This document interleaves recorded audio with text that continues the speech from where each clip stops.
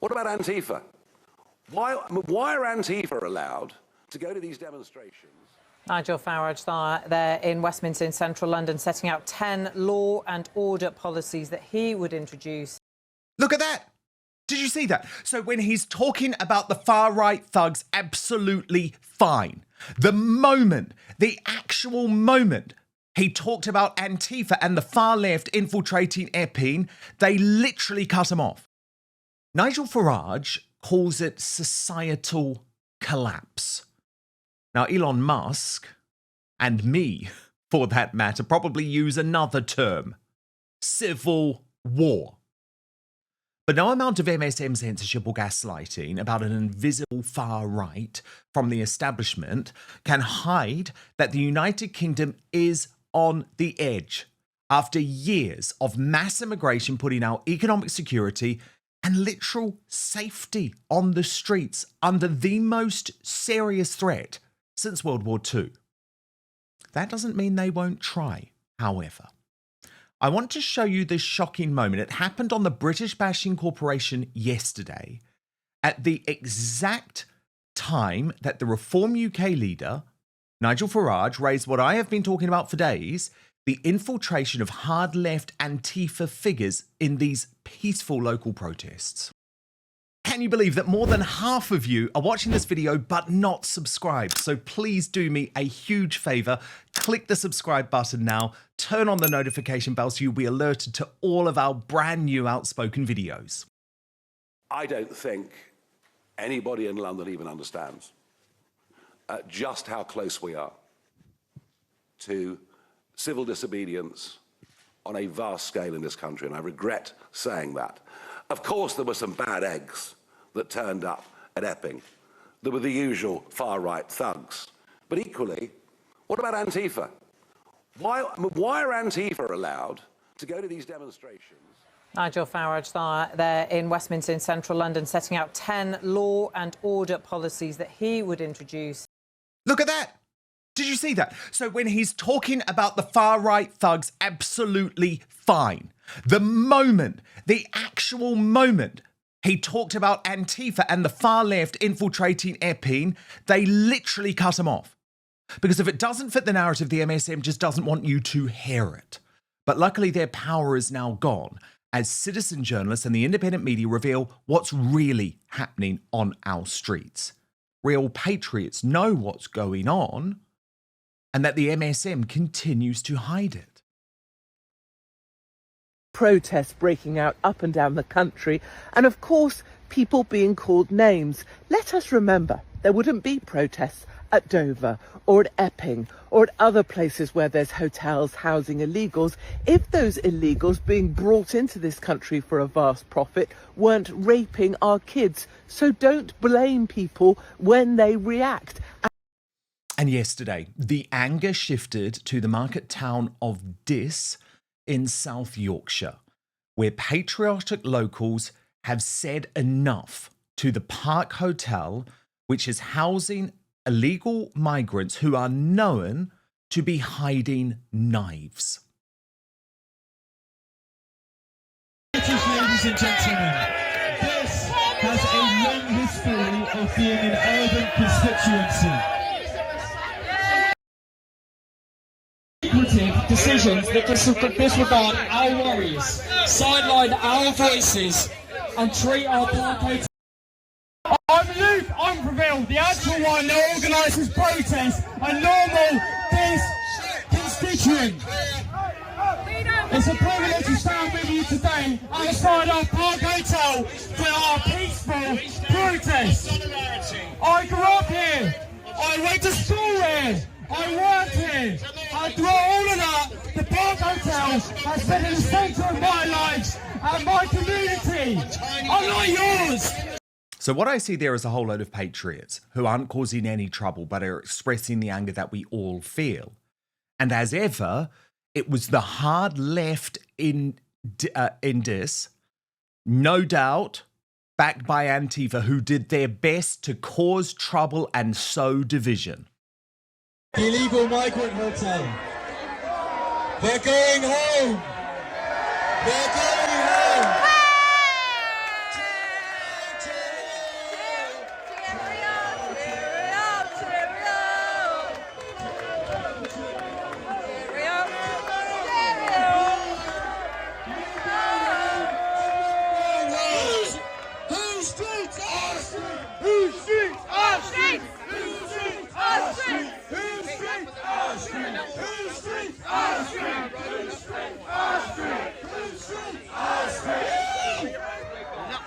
Do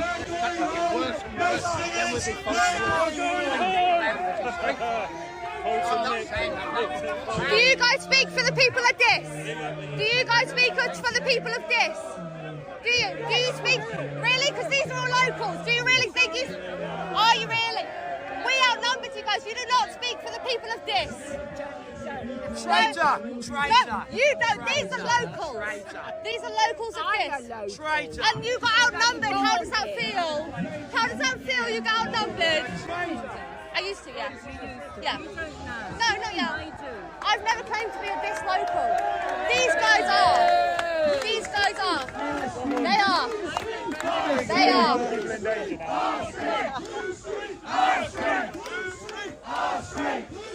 Why the hell? Seriously, why the hell would you go to that hotel where people are peacefully protesting after illegal migrants have been found with knives? Why the hell would you go and face them down? What are you doing? Matt Goodwin posted about the spreading of the hotel uprising, writing, there is now also a protest in Norfolk coming after Dover and Epping. I hope the UK state and the Labour government begin to realise what they have created here. A tinderbox. Tommy Robinson weighed in, writing, locals are outside the Park Hotel in Diss this evening against unvetted migrant men being housed there. A lad who used to work there recalls finding drugs and knives hidden by the migrants. And of course, the British Bashing Corporation want to make these protests all about Tommy Robinson himself, as Victoria Derbyshire of Newsnight made clear on an attention-seeking visit to Epping yesterday. In Epping Forest, and this is where single male asylum seekers are being housed. As you can see, there are gates, locked gates, stopping anybody from going in, and there are security guards. And that is because there have been demonstrations here over the last few days, mostly from local residents who say it's inappropriate that asylum seekers are housed not too far from a school, not too far from their high street. I've just spoken to the council leader, and he said that these demonstrations have been taken advantage of from people on the far right and on the far left. He told me that the situation right now is a powder keg, as he put it. He said it's expected that Tommy Robinson is coming here in the next few days. He made it absolutely clear that Tommy Robinson would not be welcome in Epping Forest, would not be welcome at the Bell Hotel. Yes, local people are anxious and worried about the fact that there are asylum seekers here who they say are unsupervised and unvetted, but people like Tommy Robinson are not welcome. The Grift Report responded directly to Victoria Derbyshire, writing, a question for you. Who is this far right you mention? As the only groups I can think of is Homeland and Britain First, and as far as I'm aware, they were not present at Epping on both protests. My next question is to the council leader, Chris Whitbread. You say Tommy Robinson is not welcome on Sunday, but rapists and sex offenders you house in the Bell Hotel are? Is this really the message you want to send to the people who elect you, the angry locals who pay your wages, who you are supposed to serve and protect? But what's brilliant is that, let's be honest, Victoria Derbyshire clearly went to Epping looking for a narrative. And that narrative was totally exploded when she happened to speak to one mixed race Essex patriot about Tommy Robinson.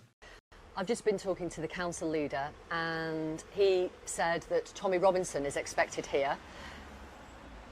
What do you think of that? Look, I'm mixed race.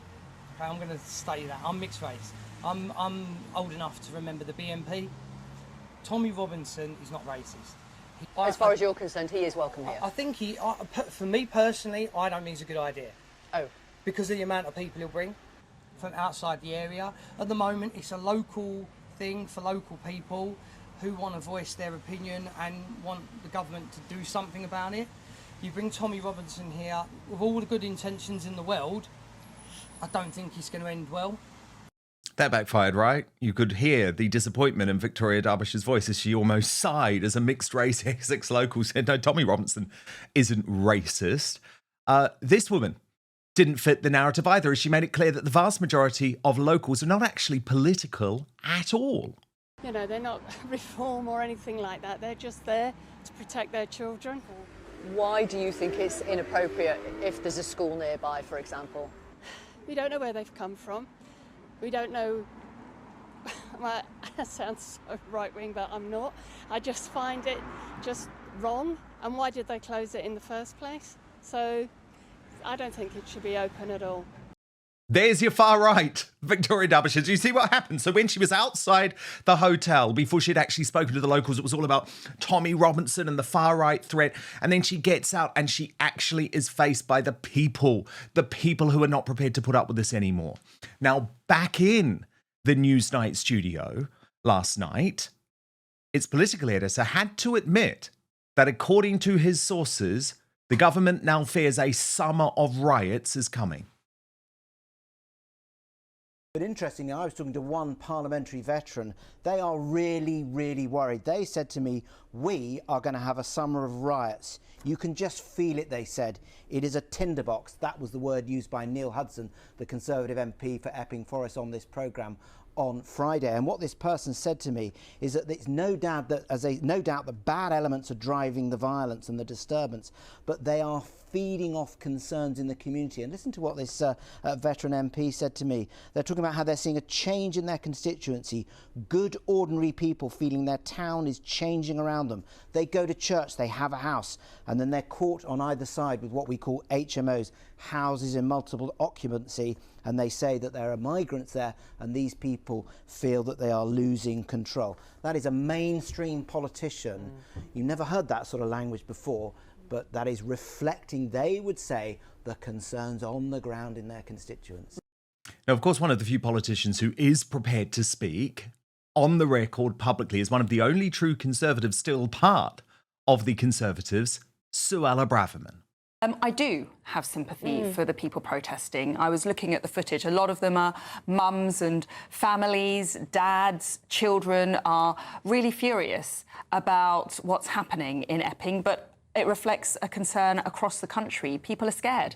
People have had enough of illegal migrants breaking into our country and harming our women and girls and ruining our communities. And that's not racist. That is honesty. Because that's the accusation. As soon as you say that we are protecting our women and girls, that's racist to say that. Yeah, and that is a way to gaslight the British people and shut down the debate. That's what the lefty establishment wants us to do. They want to gag us into silence, but we need to keep standing up and calling out the truth. That's why, as long as it's peaceful, those protests should have the right to express their very legitimate concerns. Now, when you see Suella there, it makes it even more insane, doesn't it? It makes you realise how insane it is that Reform's enemy of the people, Zia Youssef, launched such a deranged attack on her, effectively blocking her imminent defection to Reform UK. There was more. Farage said yesterday that Britain is on the brink of collapse, I think in part because of these protests we're seeing, in particular in Epping. Are you concerned about the level of violence we're seeing there? Have you condemned that? Will you condemn that violence, not just from counter-protesters, but also we've seen people in masks throwing things at the police, some officers injured. Do you fear that could spread across the country? Well, I think we are living in a bit of a tinderbox at the moment, and what happens is when fury and frustration spill over, people feel they need to take action, and so they will start with peaceful protests. But unfortunately, that can attract people who are not peaceful, and it can attract thugs, and then you get counter-protests, and then you get violence, and then you get an uncontrollable situation when it comes to civil disorder. That's criminal, and the police need to step in. But it's not a very it's not a very big step to take from one to the other. That's why we need to be very, very careful. That's why we need to get a grip on the migrant crisis. People have had enough. They're furious. They're feeling powerless. They're feeling insulted, and they want to take action. They feel like they're being ignored. But first, we've been told our whole lives that wrinkle creams were the easiest way to look younger. Now one doctor says that's nothing but old news. According to Dr. John Lake, the world-renowned Beverly Hills beauty expert, most wrinkle fixers on the market are nothing but glorified moisturisers. He says they hardly make a dent on your appearance. Some, check this out, can even be harmful to your skin. Recently, Dr. Lake has focused his attention away from mainstream cosmetic practices so he can pursue a revolutionary anti-aging breakthrough, one that some experts say could empty the wallets of the cosmetic industry. He describes it as almost like Photoshop for your face and says you may even be mad after seeing how easy it is to visibly erase your wrinkles from view. His personal clients have dubbed his new do-it-yourself technique the age rewinder method because it can take years or even decades off your appearance in under 2 minutes. In light of this amazing breakthrough, Dr. Lake has released a step-by-step video to the public. It's free, it's uninterrupted, where he outlines exactly how to use this simple solution from home. And he says if it helps even one person look younger or feel more confident, he will be thrilled knowing he helped. The video has since gone viral. At first it was shared by users on Facebook, but since then it's racked up over 2.3 million views and counting. The comments and feedback have been outstanding, with thousands of women reporting they look decades younger. One even commented, "Best results of anything I've used. I can't believe how well this works. I'll never stop using this. I don't understand how it works, but the results are great. Thank you." So you can find out more about this yourself right now. Just go to bhmd1.com/outspoken. That's bhmd1.com/outspoken, or click on the link in the description box below. Now, there is one thing Dr. Lake asks from his viewers. If watching this video helps you look and feel younger than you have in years, then please share this video with your friends and loved ones. Together, we have the power to help as many women reclaim a youthful look as possible. So go watch the video at bhmd1.com/outspoken right now, or just click on the link in the description box below. But now, back to the show. Now, hilariously, the critics on the hard left, including of the Reform Party, are now trying to attack patriots at the Epping protests, where I actually think we should celebrate them. Look at this from this account called Reform Party UK Exposed, where they circled these great patriots who are part of Reform UK. And I say congratulations to Karen McIver, who is the head of local government for Reform UK, well, the mother, of the head of local government for Reform UK. Also the town councillor for Reform, Melanie Moxham for Clacton, who's there, and the Reform UK councillor, Amy Katisa. As I say, congratulations. I mean, no one should feel ashamed for being part of this patriotic movement, and I think it's brilliant, actually, that Reform UK is there and represented. But hope not hate, a true enemy of Britain, is doing their usual shtick, trying to smear patriots with this new report. Look at this, briefing how far-right agitators turned a peaceful protest in Epping violent. They wrote, the far-right were quick to jump on this protest. So far, Hope Not Hate have identified the following far-right figures. They include Jamie McIver. He's a Reform UK councillor. How ludicrous. They say he's on the far right. Absolutely nuts. And by the way, this report does not talk about at all the hard left. The hard left infiltration by Antifa, which is actually what caused the violence. So Hope Not Hate's propagandist-in-chief, the truly awful liar Nick Lowles, added, the events in Epping are a symptom of a recurring trend within the far right, co-opting the high emotions of local people to whip up hatred. The far-right demonise and vilify all migrants, including the other innocent residents at the hotel, creating a climate of hatred and hatred locally. Sadly, violence is the result. The far-right is seeking to sow division in the local area, which does nothing to assist the victims of sexual abuse. Now, could anyone be more out of touch with how British mums and dads really feel when your daughters are no longer safe from illegal migrants on their local high street in the middle of the day? Platitudes from the likes of Hope Not Hate, I think we've just got to render them completely worthless. But a worrying development this afternoon. Look at this hotel. It's the Britannia International in Canary Wharf. It's a place that apparently costs £469 a night to go and hire a room. It's got a pool. And look at what happened today. So we're told that the staff of the Britannia International Hotel have been laid off, and tourists who have turned up at the door of the hotel are unable to get in. Their bookings are not being considered valid.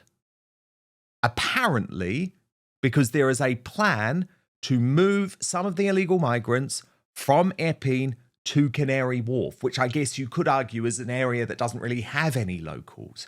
Is this going to happen? Of course, we will keep an eye on it. But what I would say is this game of whack-a-mole from our officials, it's not going to work this time because you are only moving the problem.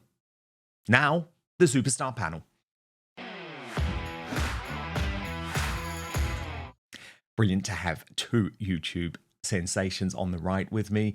Sintich Junga, who is of course better known as Based and Bougie, and Stef the Alter Nerd, who is behind the YouTube channel The Political Nerds.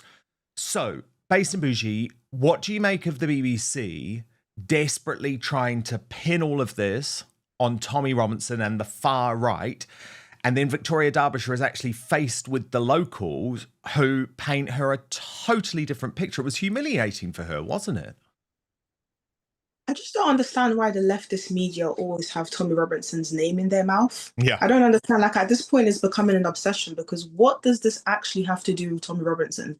This has nothing to do with Tommy Robinson. This has to do with the fact that a migrant who had been in the country for, I believe, 8 days decided to assault a child. What does this have to do with Tommy Robinson, and why do they keep picking on Tommy Robinson and making every issue in the country a Tommy Robinson issue? It makes zero to no sense. But at the same time, it's very symbolic of the fact that our establishment loves to gaslight us and loves to gaslight us into believing that this community of people who simply just want to protect their children are doing something wrong.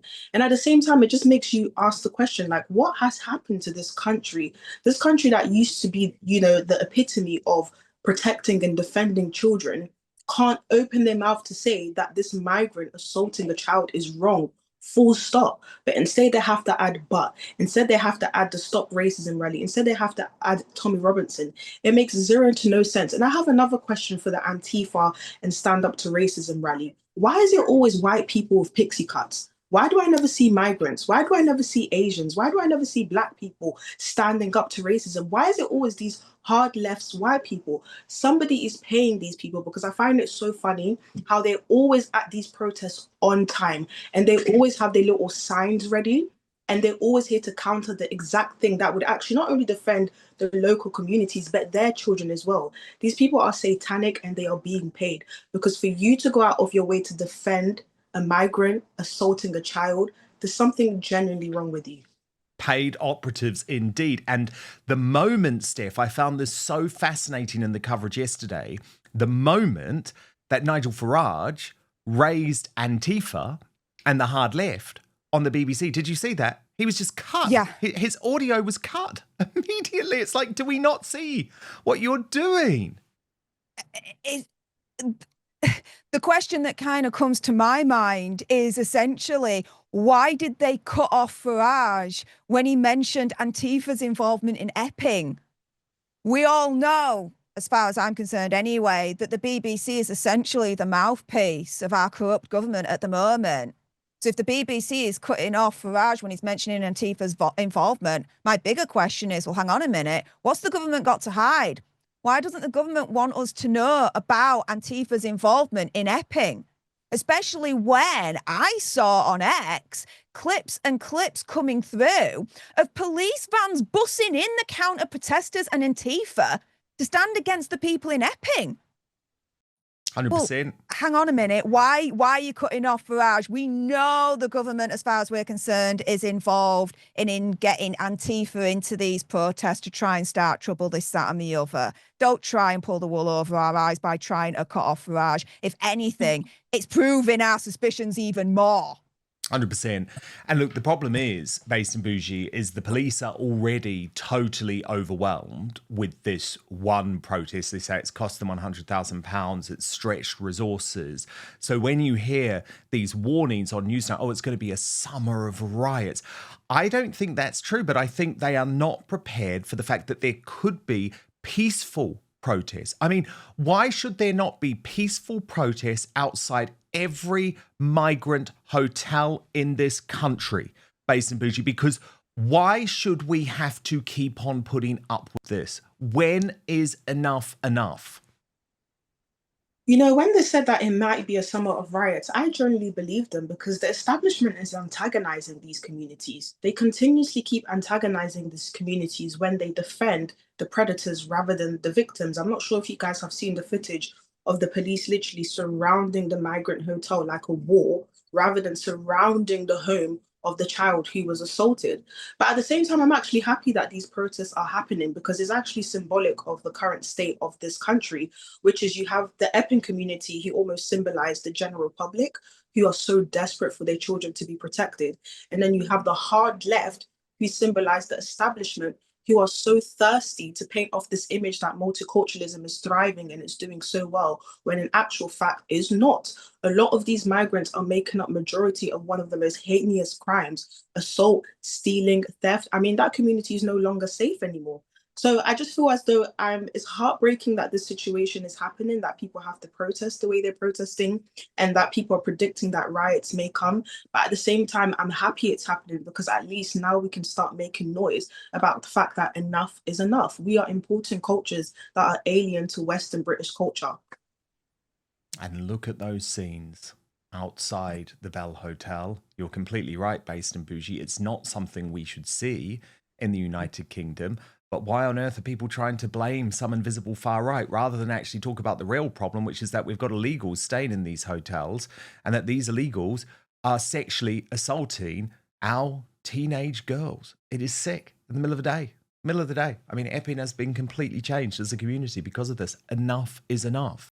Thank you so much for watching Dan Wootton Outspoken. Please click on my face just to the bottom left to subscribe to this brand new independent news source and turn on the notification bell so you'll be alerted to our brand new live shows, uncancelled interviews, and special royal episodes. Outspoken is also now available as a podcast, so you can listen to the show every weekday on the go, wherever you are.